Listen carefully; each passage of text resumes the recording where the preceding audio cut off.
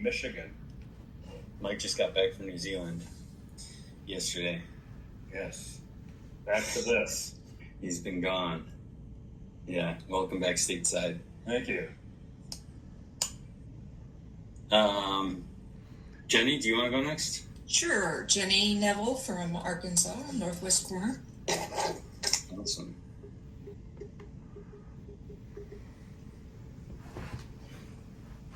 I'm Maddie, and I'm in Colorado, up in the mountains. Nice. Welcome, Maddie.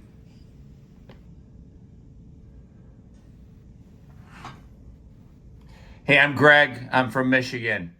I'm videotaping. Barbara Henderson, Arkansas. Amy Gephardt, Arkansas, Northwest Corner as well. Hey everybody, my name is Matt Jacoby and I'm from North Carolina. All right.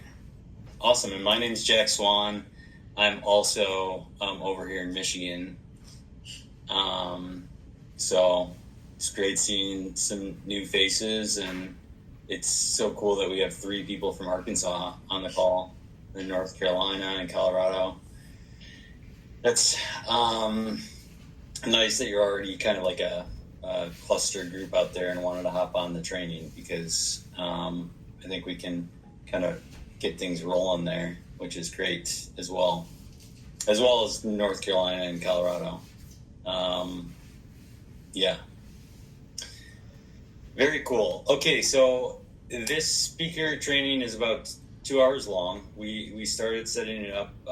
If you guys know a little history on Fentanyl Fathers and Angel Army, we started as just a group of 4 bereaved families that all joined on a Zoom call back at the end of 2022, and decided that we wanted to get into schools and start warning kids about the dangers of fentanyl and counterfeit pills specifically.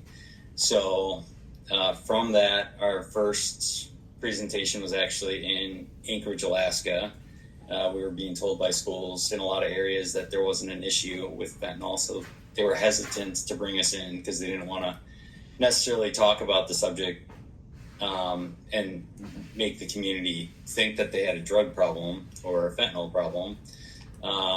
But since then, in most of the areas and kind of across the country where we've done over 350 presentations now, reaching over, I don't know, like 110,000 kids or more.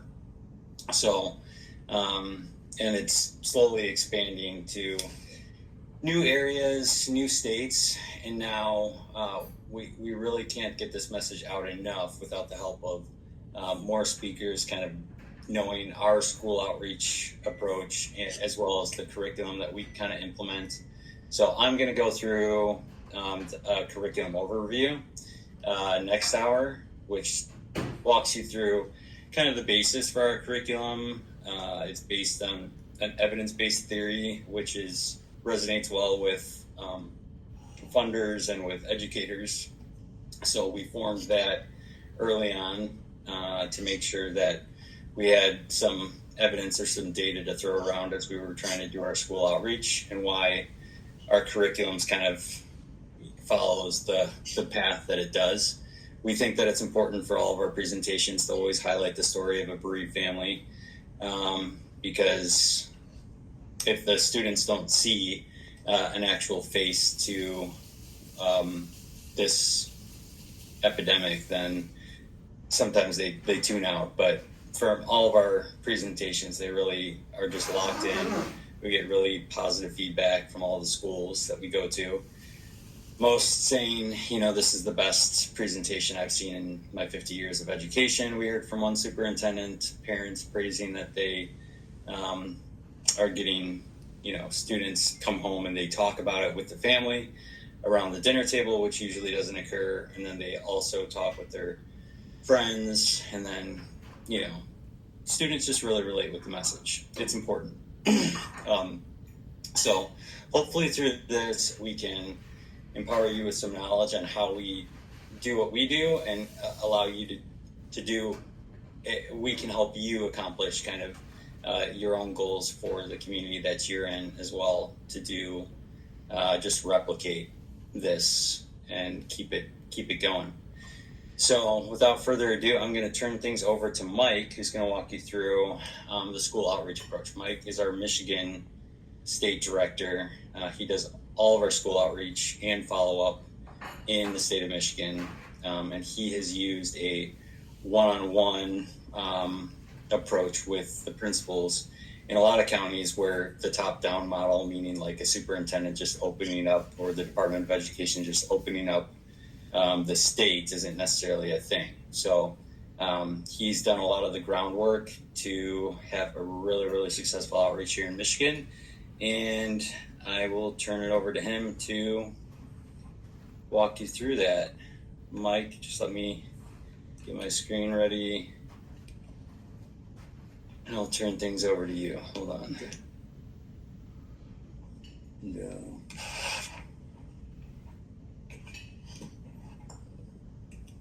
There you go. Okay, so what I'm going to give you is an overview of how I do things.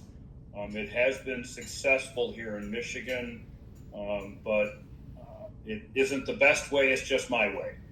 So, you're going to adjust based upon what you find if you choose to recruit in your state. So, first of all, ultimately, in the end of it, the principal of the high school is going to be the person who makes the decision. But what I want to do is look at this from the top down, and this is an approach that may or may not bring results, but understand in the end it is the principal of the high school who you're going to be talking to and getting permission to get into the school. So I'm going to talk about the Department of Education. I'm going to talk about how things are structured in Michigan. It may be different in your state. In Michigan, we have counties. So I live in Oakland County, and we have a county intermediate school district, which is the ISD. The county ISD has a superintendent, and the county ISD oversees all of the individual district ISDs. So a district ISD may be a city. So the city of Royal Oak or the city of Birmingham has multiple high schools, and they have a district ISD that reports directly to the county ISD, and then they oversee the schools in that city or that district. Next. So this just gives you an overview. There's 56 county ISDs. The primary focus is superintendent. So the superintendent is the person you're going to want to try to get to, but you should also focus on a health coordinator or a social worker coordinator for the county itself. And the whole idea behind approaching at the county level is here's who we are, here's what we do. My ask is always the same thing. Typically, the county is having monthly Zoom meetings with all the district superintendents, and my goal is to participate in one of those Zoom meetings and give all the district superintendents an overview on who Fentanyl Fathers is and what our goal is. So the mission at the top, get the county to cooperate with you, give you exposure to the district superintendents, and then my ask of the district superintendents is one of two things. A, openly support us to the individual high schools in your district, which they're not typically willing to do, but at a minimum, at least acknowledge when you get a phone call from a high school that I'm talking to, acknowledge you're aware of us and acknowledge that you give them permission to move forward. So this is an effort that, if it works, it can open up high schools faster for you, but you don't always get cooperation at the ISD level. Okay, next. These include. Okay, so we talked about. Sorry, I've been gone for a while. I got to read this just to make sure. Okay, so again, I just kind of went over this. The whole idea is to get to district superintendents through the county so that they can influence the schools to participate when they're contacted. Next. Okay, I mentioned this before. The principal is the person that you're going to have to make contact with. And I want to pivot here a little bit. I'm managing probably 50 high schools at any given time. I start the process by going into, let's say, a county that I'm focusing on. I will record all of the high schools, all of the principals, their contact information. When I initially did this, I did this through a spreadsheet. I'm now using a CRM. It is difficult to manage that many schools in a spreadsheet, but you have to develop some method of tracking. Here's the high schools, here's the principals, here's their contact information, here's the last time I called them, here's the next time I need to call them. So this is how I always start. So I mentioned I get the principal's information. The way I do this is there's a tool that allows you to go into a specific city or county. Jack can provide that to you. It's a website. Once you go into that county, it will display all the high schools, typically a link to the website. Go to the website, look for the principal, get their contact information. I found that maybe 75% of the websites for high schools that I go to actually list the principal's email address. That other 25% I have to call and get that information. Secondary influencers. These people are extremely important to you. Understand that the principal will ignore you through multiple emails. They'll ignore you through multiple voicemails. So you always want to find somebody who will advocate for you within the school. Assistant principal sometimes is more willing. Social workers, the number one secondary influence you're going to find. They understand the issue with fentanyl. They will advocate for you. They will, in many cases, take the lead. So you really want to, if you're not getting a response from the principal, if I don't get a response after 2 reach outs, then I will immediately get the social worker's information and go after them. Also, don't underestimate the power of the receptionist. The receptionist is your first point of contact when you call the school. I'll call the school. What's the principal's contact information? Then I will explain to the receptionist what we do. I lost my son to fentanyl. We want to get into your school to save the students. These people will attach themselves to our cause. They will sometimes cut through the red tape to get you in touch with the principal. They'll remind the principal. So use that receptionist to your advantage. I mentioned social workers, SROs, school resource officers in Michigan. These are police officers who are on site. They are also very helpful. But again, I would say principal and social worker are your number 1 and number 2. Athletic directors are also good, but as I mentioned, principal and social worker are the most productive. Okay, so in Michigan, there are community drug coalitions. And the way we're structured in Michigan, the city of Birmingham, which has 3 or 4 high schools, there'll be a drug coalition that handles all of those high schools. And these drug coalitions are active in the schools with programs, warning the kids about vaping, warning the kids about drug use.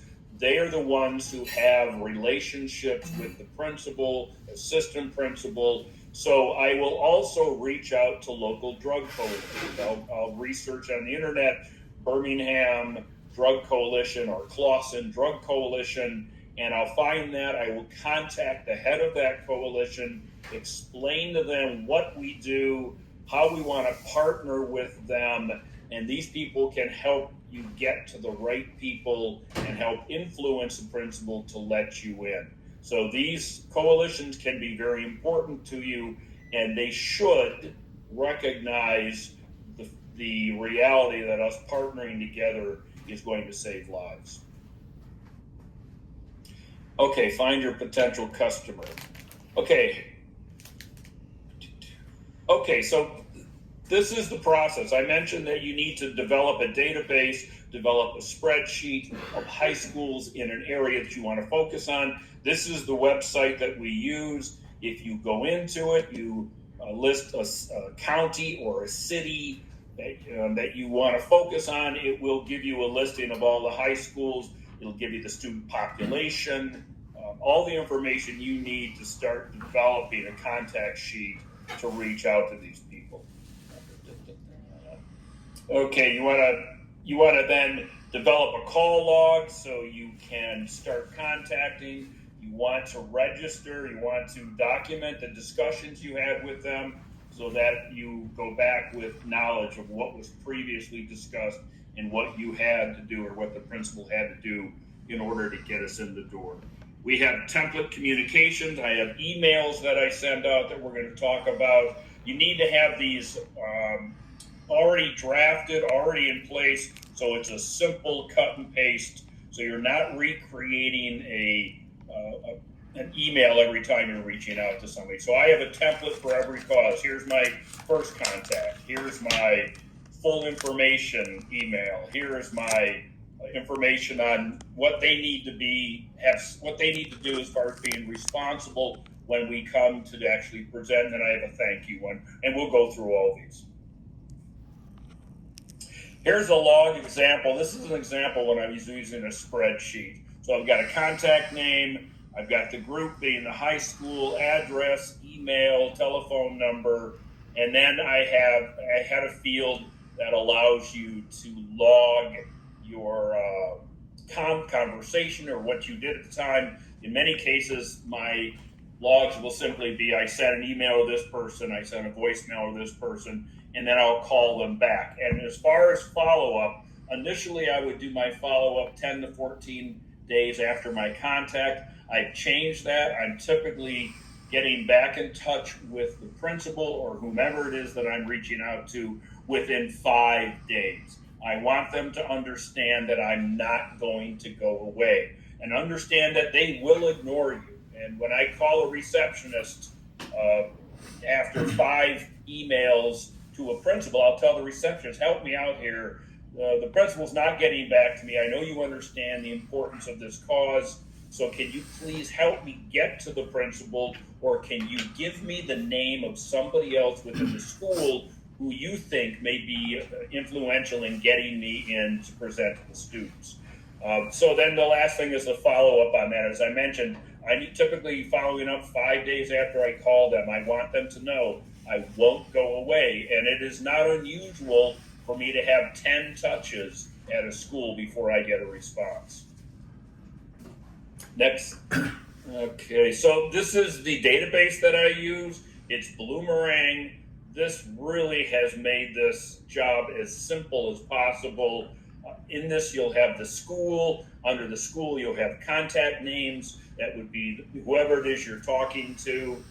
And then what we're looking at here is the call log. Actually, what you're seeing contacts. In this case, I'm trying to read this. It looks like, I can't read that. Principal, secretary.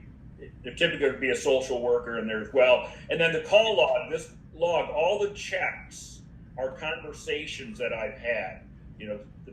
Talk to the principal, they're interested but wants more information. Talk to the social worker, they're trying to get to the principal. So I use this call log every time I go to call somebody. I go to this call log and I'll review what all the past discussions were. So when I make that next call, I know where I stand. And at the top, you see a blue circle with a square in it. That is a task.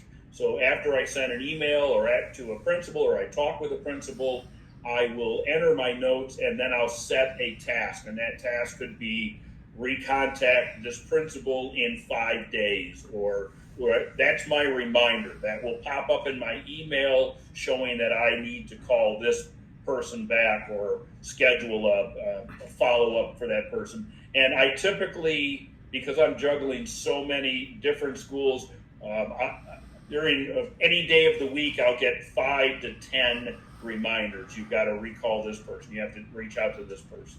So this makes it very easy because it automates it for me. As long as I'm staying loyal to entering data, as long as I'm staying loyal to the process, this is an amazing tool. Next. These are some of the CRMs that are out there. I think looks like Street Free for Gmail. I'm using Bloomerang. I'm experienced with HubSpot. I've used that in a previous life. But these are tools that if you're going to be doing full-time recruiting, this is a necessity. Okay, so send up, try to set up my answer. Okay, so once I have gotten a school to accept our presentation, I will notify Jack of the date. Jack, at this high school, we're presenting on March 8th at 10:45 and 11:45. He puts it on the calendar. I put it on my calendar. And then I have to reach out to the principal, explaining to them what they need to do on their end in order for this to be successful. And this is critical. I typically tell them that we don't want to do a presentation, I say, before 9:30 in the morning, because we have to get there an hour before to do setup. So I say, we want to do a presentation. It'd be best if we did it at 9:30 or after. I will then send them a list of information, a list of items that they need to be responsible for. We're going to show up with a thumb drive. We need you to have a computer. That computer needs to have PowerPoint. We need access to some way to display on a screen on the stage. Not only do we need video, but we need audio, because we're going to show a movie that the students need to hear. And then we need a microphone that we can use on stage. We have found situations where we get to the school and they do not have audio capabilities, so we always carry a Bluetooth speaker with us that we can use on stage.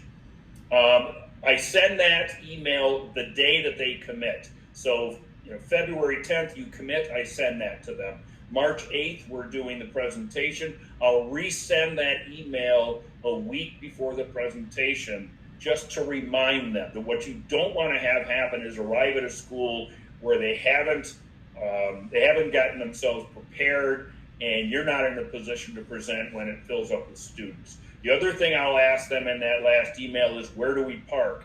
Many of these schools have 5-6 doors, entry doors, and I don't want to be messing around outside the building trying to figure out where to enter. So I'll ask them in advance, where do I park? What door do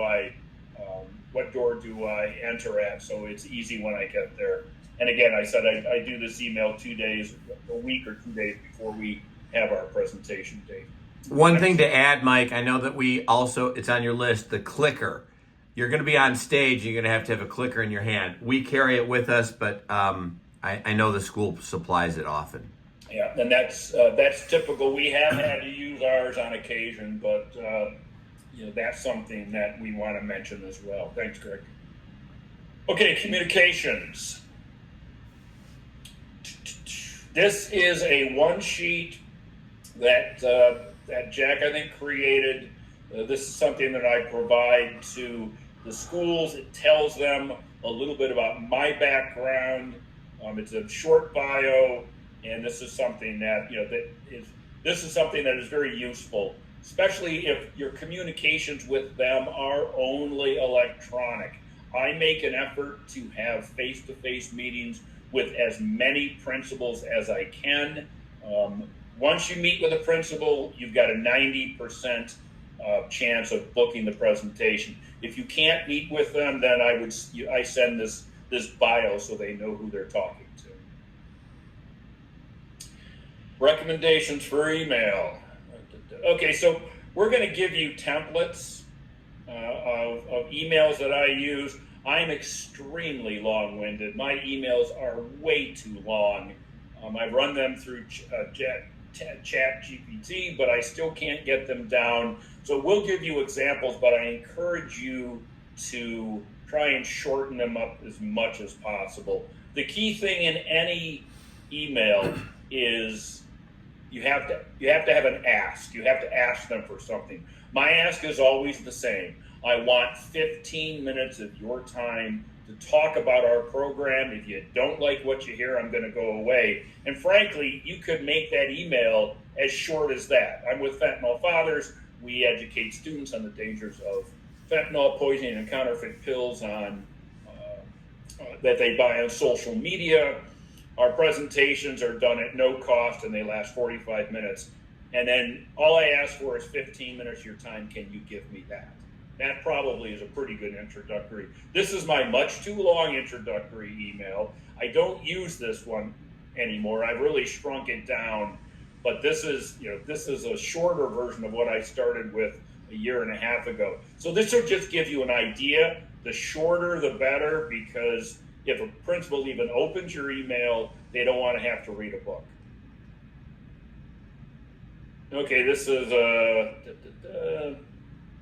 this is another intro email. I try to emphasize a couple of things. I try to emphasize the fact that I lost my son to fentanyl, and I typically put that in all caps. But I also focus on this point, which you see in all caps. The age group of 14 to 19 years old is among the fastest growing age group to be impacted by this drug. So this directly points at their students. This should make an impact with them. It doesn't always, but it should make an impact. Okay? So let's say I make contact with a principal or with a social worker and they're interested, but they want more information. This is an email that I will send, and basically what it has is a link. You see presentation detail. If they click on that link, it will take them to a landing page, and that landing page will give them access to all the components of our presentation. I will always tell the principal, I will not step on your stage until you've had a chance to vet our program, until you've had a chance to see exactly what's going to happen on stage, because I want you to be comfortable with this. So this is the email I send. If they click on presentation detail, they're going to get to the landing page. Next. Which is this. So this is the landing page. You're going to see on the left, you're going to see the presentation PowerPoint, so they can click on the PowerPoint in the upper left, and that would allow them to scroll through the slides of the presentation we're going to show. Beneath that is a full-length live assembly, so that's an actual video of our presentation that we did at a high school, and this is pretty identical to what they would view if they would see if we were to step on their stage. We also have Dead on Arrival video. Dead on Arrival is a video that we show in the beginning of the presentation. This allows them to view it. But the other thing is I explained to the principals that we're going to take a survey pre-presentation and post-presentation. We take that data, we mine that data on a quarterly basis, and we present a measurement or a results analysis which documents things like we saw a 25% increase in student awareness to how to spot an overdose, 30% increase in their awareness on how to use Narcan. I stress this because they appreciate the fact that we're doing measurement, that we're measuring our impact on the students. And then the last thing is school references. School reference letters are important to a degree that you cannot even begin to understand.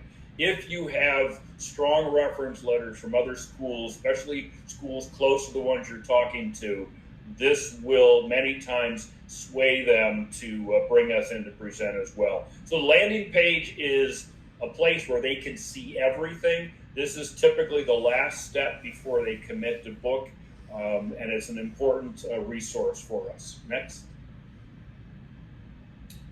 Setup email. So here's the setup email that I send. So as I mentioned previously, when I book the presentation, even though the presentation may be a month out, I send this immediately, and it will say we'll arrive an hour before the presentation to set up and test.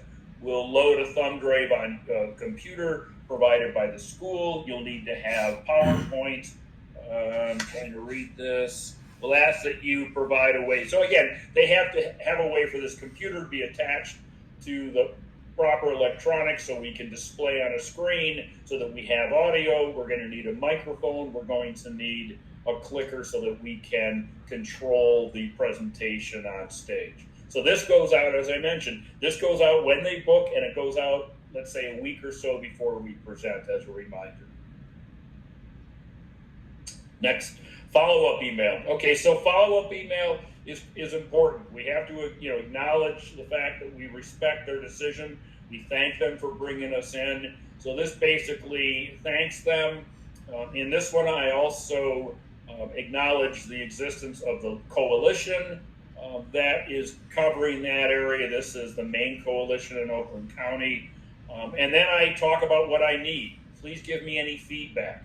If there's anything that you think we should change, please go ahead and give us that feedback. I don't think we've ever gotten any requests. The second bullet is the most important one, letter of recommendation. I highlight that because that is critical to get a letter of recommendation. If I don't see a letter of recommendation from a school in 2 weeks, I will reach out a second time and ask if they would take the time to do that. I also mentioned the third bullet. We're an underfunded nonprofit. It would be wonderful if you could consider some type of a contribution. We have gotten contributions from schools in the past based on that. And then the last thing I ask them is to spread the word. Talk to other principals, talk to other schools that you know, and encourage them to bring us in. Next. Okay, so this is a case study of where everything just seemed to work. Lapeer County is a county about an hour away from where I live. I really started, with the principal. I didn't get much. I started with the ISD. Didn't get a lot from them, so I went to the SRO of one of the schools, the student resource officer. That student resource officer invited me to a county SRO meeting where all the schools SROs were there. In that meeting, I met with them personally. I talked with them about our program, what we do, what the content was, and then they went ahead and reached out to the ISD superintendent, asking him to consider talking with us about our program. Through that county ISD contact, I was able to present to all of the district superintendents via a Zoom meeting. And by doing that, I had several schools contact me, but then the rest I contacted myself, and they were very open because they already heard the results from my meetings with the SRO and the superintendents. As a result, we had about 15 to 20 assemblies in 4 months, reached about 3,000 students. So this is best case scenario. It doesn't always work that way. Success and pitfalls. Persistence is number one. You have got to be thick-skinned. You have got to be persistent because you will be ignored. Organization is number two. If you're not organized, things are going to fall through the cracks and you're going to miss opportunities. And again, I have to emphasize persistence because you will have to stay on top of this to be successful. But most schools find an education. Okay, we've talked about pretty much of this. I am very aggressive when it comes to principals.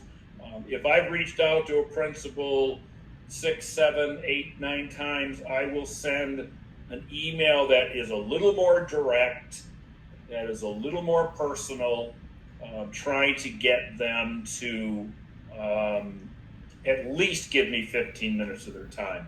I start pulling out the stops, I start getting irritated, so I start getting a little bit more direct when I get to that point. Next. If I could amplify just for a second, Mike, the same school that said that's the best presentation we've seen in 40 years recently, Grosse Pointe, also from the balcony said, thank you for seeing us, and tell Mike thanks for being so aggressive. Otherwise, we wouldn't have had this. So ultimately, you're doing them a favor by being persistent. Yeah, and I don't take being ignored well. I definitely do not take the school saying no well. And so if someone says no, I get more aggressive. If somebody ignores me, I get more aggressive. I crossed the line maybe once or twice in 18 months, but it is that aggressiveness that is opening doors for us. And I've got 40 years in sales, so that kind of is my background. I'll also say that there are additional ways that we're getting some traction in schools now through our website. If any school goes to fentonfalls.org/schedule, they put in booking requests. So I've gotten 17 booking requests for assemblies at different schools. Some of those are 2 assemblies, just by putting a little Google form on our website. And those requests are coming from, Florida, South Carolina, Minnesota, Wisconsin, kind of like scattered. So whenever we get, one of those booking requests, then I'm always kind of digging for opportunities to get speakers, something for schools. And that process is much easier when the schools are reaching out to us for an assembly. Then it's in that form too. They also cover that we have a microphone, that we have PowerPoint, that we have a computer, that we have, I go through kind of that checklist that Mike provided. And while Mike's been gone, I've been, using these templated emails that he has, and I just kind of, make them my own as well with the school communications, but it's much easier having those. So everybody who's here today is going to be provided with all of those different letters of communication as a package, just email communications that are easy, as well as a call log template to use if you wanted to track something in your area. Obviously, not everybody is going to want to track down as many schools as Mike is. He's very systematic about the way that he does things here in Michigan. But even starting with just a local school and trying it out, I reached out to 5 schools in Ohio, didn't even think about like follow up or anything, and got one of them. So it was just kind of sending the same email to 5 different principals or health teachers. And like Mike said, the social worker is really a great champion for bringing you into schools. I mean, that's the majority of people that I'm hearing from who are trying to book an assembly are the social workers, because they recognize that this is such an issue and something that the kids need to hear. I'm not getting requests directly from principals. I'm getting requests from health teachers and social workers. We've also are trying to prioritize going to a couple more conferences for social workers and health teachers this year, because they both have biannual conferences, which we just kind of honed in on. Those are really like your champions for schools, I think. The principal's the decision maker, like Mike said, but if you can get a meeting with the social worker, they're going to hear you out, and they're going to try and make it happen in a lot of cases. Also, I want to add a go ahead. couple of things. He mentioned associations. In Michigan, we have a Michigan Social Worker Association, which is all the social workers from the schools. We have a superintendent organization. Jack just did a presentation last week to all of the superintendents in the state of Michigan, giving them an overview of our program. It looks like we're going to be presenting at the Michigan Association of Secondary School Principals. So that is the principals, all the principals in the state. They have an annual conference, and I'm working with them right now so that we can make a presentation at that conference in June, and that gives you massive exposure. So once you start getting into this and developing relationships, start to seek out those associations, those groups that you can get maximum coverage. And then the other thing I want to talk about reference letters. High school reference letters are very important, but what students have to say has more of an impact on principals. And we received 2 acknowledgments from students regarding our presentations. There was a high school that we presented at in December, and literally days after that presentation, a student wrote an article for the school newspaper reflecting on the impact that this presentation had on him. And I send that to principals. Typically, if I'm not getting a response from a principal after maybe 3 communications, I'll send an email saying, do we make an impact? Yes, we do. Don't listen to me, listen to the students. And I'll include a link to that article. And then the other thing that we received in the last couple of months was a letter from a student at a high school that we presented to last semester. This was an incredibly impactful and moving letter. It brings people to tears, and I will also include that letter. So I don't know if, Jack, I can send you, or if you have the email that I've sent out saying that we do make an impact with these 2 attachments. If not, I can send it to you. While Jack's maybe digging that up, I just want to add another way to amplify. This is kind of comes alongside the school the letter of recommendation, which is a third party saying this is a good thing to do. If it's new in an area, it's fairly easy to get media coverage, and media coverage will amplify your message to other schools in the area thinking, how are we missing out? In the last 2 weeks, we went to Baton Rouge. We had 3 media outlets there. This week, we went to Pennsylvania, and it was way out in the sticks, hour and a half from Pittsburgh, and a station drove an hour and a half to cover our story just because we reached out. And just so you know, when you book a school, it's a major deal that you do that to get this kind of thing pulled off. It's an event. It is very interesting to media, and we have a professional media service called Rubenstein in New York that will do a media advisory to all the media in your area and talk about your particular story to let them know. So you'll have the backing of that professionally.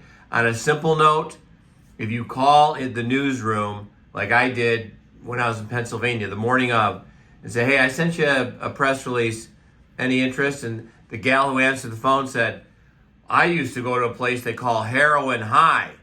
I'm going to advocate for this. And that's who drove an hour and a half to see us that day. So there's just a little media feedback. It's not every time you do a school, but if you're new to an area, it really helps. And then you can use that clip, which will be online, as a reference to other schools and saying, look, here's a news story of me at a school. Mike, I think I'll need those, that follow-up. Okay, I'll send that when we're done here. Yeah. Does anybody have any questions for Mike or about the school outreach process in general or anything, really? Suggested starting points?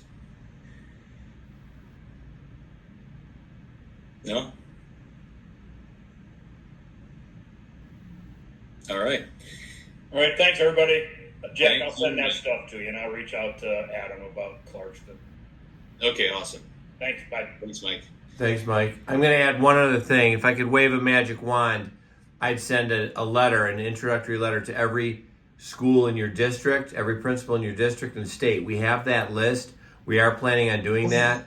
Not everybody had 40 years in sales like Mike, so this process can be tough, but I know a tough mom on the West Coast that gets 30, sometimes she's done 30 assemblies in 1 week, and she just says, I'm a bereaved mom, I need to see you. If you don't like what I have to say, I'll never bother you again. Is that fair? And then she'll go in and she'll show a heat map of dealers all around their school that she's identified through Snapchat. She goes, you're in a firing squad, you need to see us. But the point is, we want to back you up, and if in a perfect world, we just say, hey, you're a speaker, you have a story, a sad one, that's a riveting story and convincing story to high schools. Will you be able to get out your calendar? Are you available next Tuesday and Thursday at 9 o'clock and 1 o'clock type of thing? That is where we hope to go. Right now, the heavy lifting is on you, but once you pull it off, you're separating the, as they say, the professionals from the amateurs, because when you turn pro and you book one of these schools, you're a big deal. Most people can't get it done, and that's why you took time out on a Saturday to come see us. Thanks. That's all I have to say about that. Yeah, and it's really just, a formula. You can do anything that you set your mind to. Obviously, Mike is very persistent. But Jenny. Yeah, you talk about high schools. Have you done any in junior highs? This Yes, week. we do middle schools as well. Yeah, we did Okay. several. We just did Deb Hamby did one. three middle schools last week. So we did all three in Florida. But Okay. what was cool about last week is we had three different presenters who have all gone through this training. Two of them presented on their own, one in Miami, or in North Lauderdale, Miami, and then he did 3 presentations last week, and then one in Central Florida, and then Nick Redondo in Pennsylvania, and then Dad, you and I did a presentation here in Michigan. But it was pretty cool seeing that everybody was kind of, that this can happen, people can take this and go continue to spread awareness, which was a win for last week. The internal reality is we say if we don't scale, we fail. Scale or fail. What does failure look like? Oh, it's another 80,000 dead kids. That's all. And 160,000, bereaved parents that are vegetables, short of having a purpose in their life. So it's real. We're in a rush to do it. We have real conviction about it, but we can't do it. It's obviously got to be up to you guys. We're like Jack said, we just did one presentation, but we're scaling.